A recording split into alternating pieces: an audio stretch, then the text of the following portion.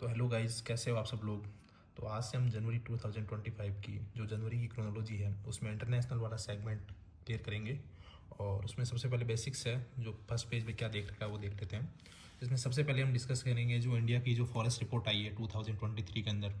ये प्री की और मेंस की दृष्टि से इंपॉर्टेंट हो जाता है, क्योंकि ये मोस्ट टॉपिक है और इस बार क्या हर 2 साल से एक बार जारी होता है। और प्री के अंदर तो इसका इफेक्ट हर बार आ ही जाता है, क्योंकि पिछली बार भी आया था, इस बार भी आने के काफ़ी चांस हैं। तो इस बार क्या है कि जो 18th रिपोर्ट जारी हुई है, इस बार 18th रिपोर्ट जारी हुई है। तो 18th रिपोर्ट जारी हुई है जो शुरुआत में 1987 से जारी होती जा रही है। और इस बार भूपेंद्र यादव जो हमारे पर्यावरण वन मंत्री है उन्होंने जारी की है। और आप ये भी देख लेना कि राजस्थान के कौन कौन से मंत्री हैं जो हमारे संघ की सरकार के अंदर मंत्री बने हुए हैं, क्योंकि वो भी मैच के अंदर पूछ सकते हैं। तो इसके अंदर 25.17% पे हमारे टोटल वन है, और इसके अंदर वन के अंदर काफ़ी वृद्धि हुई है। टॉप स्टेट्स है जो हम आगे देखेंगे, और इसके बारे में राजस्थान का सेगमेंट के अंदर भी देखेंगे कि इसके अंदर कितनी वन आवरण वृद्धि हुई है, किस में वृक्षावरण वृद्धि हुई है। और सेकंड अगर टॉपिक देखें तो जिसके अंदर हमारे ऑनरेबल जो प्राइम मिनिस्टर है, पूर्व प्रधानमंत्री जी है, डॉक्टर मनमोहन सिंह जी का निधन हो गया है। और इनके बारे में तो कौन नहीं जानते, इनकी चर्चा काफ़ी विख्यात है। और मनमोहन सिंह जी बात करें तो हमारे देश के प्रधानमंत्री रहे हुए हैं और हमारे राज्यसभा के सांसद रहे हुए हैं। इनके बिगेस्ट अचीवमेंट्स में अगर हम बात करें तो सबसे पहले जो 1991 के अंदर जो एलपीजी रिफॉर्म्स हुए थे, बहुत पढ़ते हैं एलपीजी इकोनॉमिक्स के अंदर। इकोनॉमिक्स के जो स्टूडेंट होते हैं उनसे काफ़ी रूबरू होंगे। जो लिबरलाइजेशन है, प्राइवेटाइजेशन है और ग्लोबलाइजेशन है, उनको वैश्विक स्तर पर ख्याति प्रदान की थी। और जो लाइसेंस कोटा है वो समाप्त हो गया था। और उस समय पीवी नरसिम्हा राव की जो सरकार थी उस समय ये कौन थे, हमारे फाइनेंस मिनिस्टर रहे हुए थे। और बात करें तो ये राज्यसभा के सांसद भी थे, अभी राजस्थान से हैं। ये मोस्ट हो जाता है कि क्योंकि राजस्थान से अभी राज्यसभा के सांसद है 2019 से 24 के कार्यकाल के अंदर। आपने इनकी फोटो भी सोशल मीडिया पे काफ़ी वायरल हुई थी, दी हुई थी, जिसमें मोदी जी इनके रिस्पेक्ट शो कर रहे हैं राज्यसभा के अंदर। क्योंकि इतनी ओल्ड एज के अंदर आना राज्यसभा में काफ़ी मुश्किल रहता है, लेकिन इन्होंने साहस किया और धैर्य के बलबूते पे अपने आप की ख्याति दर्ज करवाई। और बात करें तो सबसे पहले 2005 के अंदर 5 और 6 के अंदर एक मैन इनका जो कार्य है वो है कि न्यूक्लियर पैक्ट। न्यूक्लियर की इंपॉर्टेंस आज के समय में हर एक देश चाहता है कि उसके पास न्यूक्लियर वेपन्स हो, बहुत ज़्यादा हो। और रिपोर्ट्स भी आई है, आपने पिछली क्रोनोलॉजी पढ़ी होगी तो उसके अंदर हर एक सेगमेंट में जो सिपरी रिपोर्ट निकालता है कि किस देश के पास कितने न्यूक्लियर वेपन हैं, वो भी आप देख लेना, क्योंकि उसमें भी पूछ सकता है। तो जो 2005 है के अंदर जो यूएसए के साथ एक जो अलायंस कह सकते हैं या फिर ट्रीटी हुई जी, न्यूक्लियर ट्रीटी हुई थी, उसके अंदर जो हमारा नेतृत्व है डॉक्टर मनमोहन सिंह जी ने ही किया था। और ये इकोनॉमिक पीस के नाम से जाना जाता है, कुछ ज़्यादा वादा बोलते नहीं थे ये। और हाल ही में इनको निधन हो गया। याद रखना कि इनको भारत रत्न नहीं दिया हुआ है, पद्म विभूषण और पद्म भूषण जैसे अवार्ड हैं इनको दिए गए हैं, लेकिन भारत रत्न इन्हें नहीं दिया हुआ है डॉक्टर मनमोहन सिंह जी को। ओके। और थर्ड सेगमेंट में देखें तो इसके अंदर है डी गुकेश। ये नाम तो आपने सोशल मीडिया पे, इंस्टाग्राम पे, फेसबुक पे हर जगह नाम चर्चित सुना होगा। डी गुकेश जो हमारे शतरंज है उसके सबसे युवा विश्व चैंपियन बन गए हैं। और बताई जा रही है कि इनकी आयु मेनली 18 साल ही है।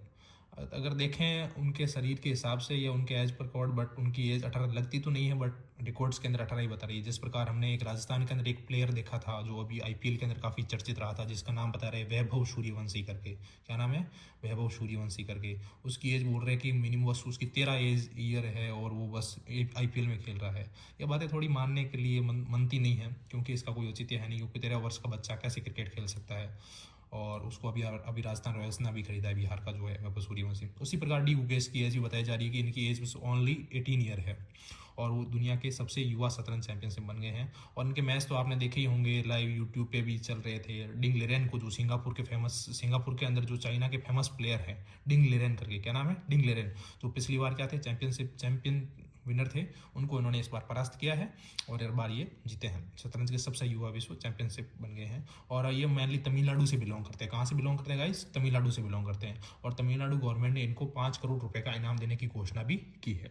ठीक है, ओके। बाकी इनके बारे में आगे हम डिस्कस करेंगे, क्या क्या इन्होंने किया है, क्या क्या इनका अचीवमेंट्स है, और क्या क्या इतनी छोटी आयु के अंदर उन्होंने कैसे बड़े बड़े संघर्ष या बड़े बड़े अचीवमेंट्स अपने नाम किए। ठीक है, अगला हम देखें तो प्रधानमंत्री नरेंद्र मोदी कुवैत के सर्वोच्च राष्ट्रीय पुरस्कार से सम्मानित किए गए। प्रधानमंत्री नरेंद्र मोदी कुवैत के जो सर्वोच्च राष्ट्रीय पुरस्कार है, जिसमें ऑर्डर ऑफ द कबीर के नाम से जाना जाता है, उन्हें कुवैत के सर्वोच्च राष्ट्रीय पुरस्कार से दिया गया है। अगर बात करें कुवैत की, तो कुवैत मेनली सबसे पहले मिडिल ईस्ट के अंदर वहाँ पे एक कंट्री पड़ता है, जीसीसी, आपने नाम सुना होगा, जो गल्फ कंट्रीज़ है। गल्फ कंट्रीज़ के अंदर एक कंट्री आता है जिसका नाम है कुवैत, जिसकी कैपिटल कुवैत सिटी है। वहाँ पे प्रधानमंत्री जी 2-3 दिन की यात्रा पे थे, तो उनको हाईएस्ट सिविलियन ऑर्डर दिया है। कौन कौन से पैक्ट हुए हैं इन दोनों के बीच में, डिफेंस से रिलेटेड, कल्चरल एग्रीमेंट से रिलेटेड, हम आगे डिस्कस करेंगे। आगे बात करें तो डोनाल्ड ट्रंप, जो टाइम पत्रिका है, आपने टाइम की सूची, फॉर्ब्स की सूची, फॉक्स की सूची, बहुत सारी पत्रिका सुनी होगी, उसमें जो पर्सन ऑफ द ईयर है जो डोनाल्ड ट्रंप को दिया है, डोनाल्ड जे ट्रंप, जो इस बार यूएसए इलेक्शन जीत के आए हैं और 47वें नंबर पे जो अभी प्रधानमंत्री के नाम पे बने हैं, जो बाइडेन का स्थान लेंगे। हाल ही में अभी इन्होंने ओथ नहीं लिए, लेकिन वो जल्दी ओथ लेंगे और यूएसए के 47वें प्रधानमंत्री बनेंगे। हाल ही में चर्चा में और रहे हैं, क्योंकि हम फरवरी में देखेंगे कि इन्हीं के दम पे कनाडा के जो हमारे प्रधानमंत्री है जस्टिन ट्रूडो, उन्होंने इस्तीफा दे दिया है, क्योंकि डोनाल्ड ट्रंप एलोन मस्क के उनके बीच में काफ़ी विवाद हो गए थे और उन्होंने अभी हाल ही के अंदर इस्तीफा दे दिया है। यानी उनको जो पर्सन ऑफ द ईयर का, अगर पूछे कि पहली बार दिया है या दूसरी बार, नहीं, जो डोनाल्ड ट्रंप है उनको 2 बार पर्सन ऑफ द ईयर का अवार्ड दिया जा चुका है। फिर बात करें तो सबसे पहले साहित्य अकादमी, वैसे डोनाल्ड ट्रंप ने बहुत ज़्यादा संघर्ष किया है इलेक्शन के अंदर। आपने बीच में अगर वीडियो देखे होंगे इंटरनेशनल लेवल पे, तो इनके ऊपर गोलियां भी चली थी, बहुत सारे एलिगेशंस भी लगे थे, बट इन्होंने फाइनली कम बैक किया और ये अभी हाल ही में पर्सन ऑफ द ईयर भी ने दिया है। और आगे इनके बारे में और डिस्कस करेंगे, अचीवमेंट्स के बारे में क्या क्या है जो भी है। फिर बात करें साहित्य अकादमी पुरस्कार, मोस्ट हो जाता है, क्योंकि हर एक कॉम्पिटिटिव एग्जाम के अंदर कोई जो साहित्य अकादमी पुरस्कार है या ज्ञानपीठ पुरस्कार है या फिर कोई के बिरला फाउंडेशन का जो पुरस्कार है वो इंपॉर्टेंट हो जाता है। तो अभी हाल ही में साहित्य अकादमी पुरस्कार दिए हैं। और साहित्य अकादमी पुरस्कार बात करें तो सबसे पहले जो हमारी 8th शेड्यूल है, हम जब कॉन्स्टिट्यूशन पॉलिटी में जब कॉन्स्टिट्यूशन पढ़ते हैं तो 8th शेड्यूल आती है, जिसमें टोटल 22 लैंग्वेज है। उन लैंग्वेज में और हिंदी और इंग्लिश टोटल 24 लैंग्वेज के अंदर दिया जाता है। और इसमें मेनली हिंदी का याद रखना है हमको, जो गगन गिल को दिया गया है कि मैं जब घर से निकली बाहर, ऐसा कुछ करके जो उपन्यास है वो है। और राजस्थानी का भी देखेंगे, जिसके अंदर माँ और मैं, अम्मा और ढाणी जो भी करके हैं वो आगे देखेंगे हम। इसके अंदर राजस्थानी और मेनली हिंदी वाला इंपॉर्टेंट जो हम डिस्कस करेंगे। फिर बात करें तो सबसे पहले हर माह में जनवरी को प्रधानमंत्री बाल पुरस्कार दिए जाते हैं। तो इस बार टोटल 17 जनों को बाल पुरस्कार दिए गए हैं। बाल पुरस्कार मेनली उस कैटेगरी के अंदर दिए जाते हैं जो भी छोटे बच्चे हैं, उन्होंने कम उम्र के अंदर बहुत ज़्यादा अचीव किया हो या बहुत ज़्यादा प्रतिभावान काम किया हो या साहसिक काम किया हो, तो उनको प्रधानमंत्री बाल पुरस्कार दिए जाते हैं। इस बार टोटल 17 दिए गए, याद रखना कौन कौन है। तो सबसे एक नाम याद रखना है, अनीश करके बच्चा है। क्या नाम है? अनीश। 3 ईयर का बच्चा है, जिन्होंने हाल ही में चेस का एक चैंपियनशिप जीती है। 3 साल का बच्चा है, देख लो। और आगे देखेंगे इसके बारे में। और जो फोर्ब्स की विश्व की सबसे शक्तिशाली महिलाओं की सूची है, उसमें 3 भारतीय है, वो हम आगे देखेंगे कौन कौन है। जो प्रधानमंत्री ने रखी कैन बेतवा नदी जोड़ो परियोजना की आधारशिला, ये देखो 4-5 साल से चल ही रहा था कि कैन बेतवा नदी। इनकी नदियों के बारे में थोड़ा सा देख लेते हैं कि क्या है ये कैन बेतवा नदी। तो सबसे पहले आपने यमुना रिवर पढ़ी होगी। यमुना रिवर की जो ट्रिब्यूटरीज है उसके अंदर नाम आती है हिंदन, रिहंद, सेंगर, नान, वरुणा, चंबल, केन, बेतवा, ये मेनली सबसे पहले ये यूपी और यूपी साइड ये मेनली नदी बहती है, यूपी एमपी के अंदर, केन बेतवा। तो क्या है कि ये मेनली सबसे पहले एक तो हाई प्रेशर, ये एक तो हाई जोन से रिलेटेड है, मतलब बहुत ज़्यादा पानी है एक के अंदर, और दूसरे के अंदर बहुत कम पानी है। तो दूसरा वाला जो एरिया है वो क्या है कि प्यासा रहता है या बहुत कम पानी आता है।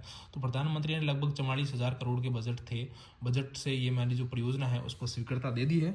और इससे क्या होगा कि जो बुंदेलखंड वाला जो एरिया है ना, वहाँ पे पानी की सप्लाई बढ़ जाएगी और वाटर हार्वेस्टिंग बढ़िया हो जाएगा। ओके, बाकी और देखेंगे आगे इसके बारे में। बाकी हो गया रातापानी टाइगर रिजर्व, देश का 57वां टाइगर, मोस्ट आने लायक क्वेश्चन है, क्योंकि 57वां टाइगर रिजर्व कौन सा बन गया? रातापानी देखें तो सबसे पहले रातापानी है कहाँ पे? तो रातापानी टाइगर रिजर्व देश का 57वां टाइगर रिजर्व है।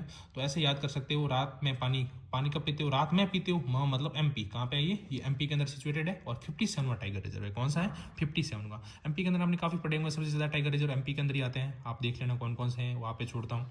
और बाकी देखें तो 56वां कौन सा है? आपने पिछली करंट अगर आप अच्छे से पढ़ रहे हैं तो आप 56वां भी अच्छा आसानी से याद कर रहे होंगे। जो गुरु घासीदास तिमोर लेंसले हैं, उनको मेनली गुरु घासीदास को 56वां टाइगर रिजर्व दिया गया है। अगर आप राजस्थान के स्टूडेंट हो तो आपको 55वां भी याद होगा, जो मेनली धौलपुर करौली है ना। और अगर आपको अच्छे से और याद करना है तो 54वां भी याद कर सकते हो आप। कौन सा है? महारानी दुर्गावती अहिल्याबाई, जो एमपी के अंदर सिचुएटेड है। आगे बात देखेंगे क्या होता है मेनली। सबसे पहले कौन जारी कर सकता है टाइगर रिजर्व, क्या क्या प्रोविजंस होते हैं इसमें, एनटीसीए की क्या भूमिका होती है, वो हम आगे डिस्कस करेंगे। ओके, फिर बात करें इसरो ने एक और अचीवमेंट्स लॉन्च किया। इसरो ने जो यूरोपा है उसका एक प्रोबा 3 एजेंसी का एक जो सैटेलाइट है वो लॉन्च किया है, वो आगे देखेंगे हम। जो भारतीय ग्रीन स्टील टैक्सोनॉमी भी जारी हो गई है, उसके बारे में देखेंगे। राजस्थान में 3 नए संभाग, 9 जिले निरस्त। ये कभी से चल रहा था? साल भर से चल रहा था। अशोक गहलोत ने इस बार नए संभाग और नए जिले बना दिए थे। तो हाल ही में इस पर राम लुभाया कमेटी बैठी। पहले तो राम लुभाया कमेटी के बाद नहीं बनाए थे जिले, फिर इसके बाद ललित के पंवार कमेटी, कौन सी? ललित के पंवार कमेटी बैठी। फिर उसके बाद मदन दिलावर की अध्यक्षता के अंदर भी कमेटी बैठी। लास्ट में अब कंक्लूड निकला है कि जो राजस्थान के 3 नए संभाग और 9 जिले उनको निरस्त कर दिया जाना चाहिए। अभी हाल ही में जिले कितने रह गए? टोटल 41। ओके, ये याद रखना। आगे और देखेंगे इनके बारे में। Rising Rajasthan global investment most, क्योंकि हमारे honourable prime minister Narendra Modi ji उन्होंने इसमें पार्टिसिपेट किया है, और टोटल 17 देश ने भी इसमें पार्टिसिपेट किया है। क्या क्या बड़ी बड़ी बातें रहेगी, ओके, आगे देखेंगे इस क्रोनोलॉजी में, इसके बारे में डिस्कस कर देंगे। और मुख्यमंत्री भजन लाल शर्मा जी है, उन्होंने प्रदेश के सर्वांगीण विकास से दोनों आदित्य हाल ही में 1 साल का कार्यकाल पूरा हुआ है, तो उन अचीवमेंट से कौन कौन 9 पॉलिसी भी लागू की है। आर अश्विन, अगर आप क्रिकेट के बहुत बड़े फैन हो तो आप इनको तो आराम से जानते होंगे। आर अश्विन, रविंद्र चंद्रन अश्विन, जो भी मालगुडी डेज, कौन सी एक गुडी डेज करके एक इनकी ऑटोबायोग्राफी है। और R Ashwin mainly Tamil Nadu south के प्लेयर हैं। और अनिल कुंबले के बाद, अगर आप अनिल कुंबले जो स्पिनर रहे हुए हैं, इंडिया के अंदर सबसे ज़्यादा विकेट अनिल कुंबले ने लिए हैं। अनिल कुंबले के बाद सबसे ज़्यादा विकेट लेने वाले कौन है, हमारे आर अश्विन है, ठीक है, याद रखना। हाल ही के अंदर जो इंडिया के अंदर जो बॉर्डर गावस्कर ट्रॉफी चल रही थी, उनमें जो दूसरा तीसरा टेस्ट हुआ था, इनके बाद उन्होंने संन्यास की घोषणा कर ही दी थी, ठीक है गाइज। और इसके बाद भारत ने जीता पहला अंडर-19 महिला विश्व कप, ये भी इंपॉर्टेंट है, पूछ सकते हैं, तो ये याद रखना मलेशिया के अंदर हुआ था। कहाँ हुआ था, मलेशिया के अंदर। मलेशिया की अगर आपको कैपिटल याद है तो कुआलालंपुर, क्या नाम है, कुआलालंपुर। अगर थोड़ा सा एक प्रीवियस फैक्ट में जाऊँ तो अगर आपको याद होगा 13 फरवरी 2017 को, किसी को याद हो तो देखना, ये जो किम जोंग उन है, उनके जो छोटे भाई थे किम जोंग नम, उनकी जो VGVM एक बायोलॉजिकल ड्रग्स होता है, वो देके यहाँ पे जो कुआलालंपुर एयरपोर्ट है वहाँ पे ही हत्या कर दी गई थी। तो वहीं पे जो अंडर-19 का महिला विश्व कप हुआ है मलेशिया के अंदर, वहाँ पे इंडिया वर्सेज बांग्लादेश का फाइनल मैच था, और इंडिया ने ये फाइनल मैच जीत लिया है। ओके गाइज, तो आज हम बस इतना फर्स्ट पेज डिस्कस किया है। नेक्स्ट वीडियो के अंदर इंटरनेशनल के बाद नेशनल, और अगले 4-5 वीडियो के अंदर हम इसको कंप्लीट करेंगे। Thank you.